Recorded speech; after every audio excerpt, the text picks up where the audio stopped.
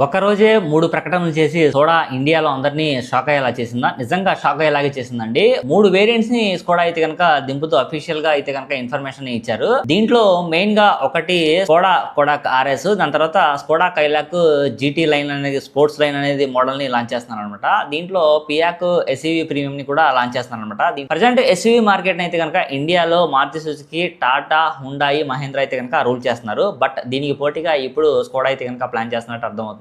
June 23వ తారీఖున వీళ్ళైతే కనుక స్కోడా కొడాక్ ఆర్ఎస్ ని కింగ్స్ అయితే కనుక స్టార్ట్ చేయడానికి ప్లాన్ చేస్తున్నారు. సెప్టెంబర్ లో అయితే కనుక కైలాక్ స్పోర్ట్స్ లైన్ ని లాంచ్ చేయాలని చెప్తున్నారు అనమాట. సో పియాక్ ఎస్యూవీ అయితే కనుక ఇన్ ఫ్యూచర్ లో ఎప్పుడైనా ప్లాన్ చేయొచ్చు. ఫైనల్ గా దీన్ని బట్టి అందరికి ఏమర్థం అవుతుందంటే కనుక స్కోడా అయితే కనుక ఖచ్చితంగా వేరు వేరు సెగ్మెంట్స్ లో అయితే కనుక తన వేరియంట్స్ ని దింపాలని చెప్పి ప్లాన్ చేస్తుంది. ఒకటేమో పర్ఫార్మెన్స్ ఎస్యూవీ ఉంది, ఇంకోటేమో స్పోర్ట్స్ ఎస్యూవీ ఉంది, ఇంకోటేమో సెగ్మెంట్ చూసుకుంటే చాలా లగ్జరియస్ ఎస్యూవీ ఎలక్ట్రిక్ లో లాంచ్ చేస్తున్నారు అనమాట. సో దీన్ని బట్టి మీకేం అర్థం అవుతుంది? స్కోడా ప్లాన్ చేసింది దేనికంటే కనుక మెయిన్ గా మహేంద్రని, టాటాని స్కోడా ఎస్యూవీ మార్కెట్ లో ఏమైనా దెబ్బ కొట్టబోతుందా? మీరేమంటారు? కామెంట్ లో తెలియజేయండి. Thank you so much.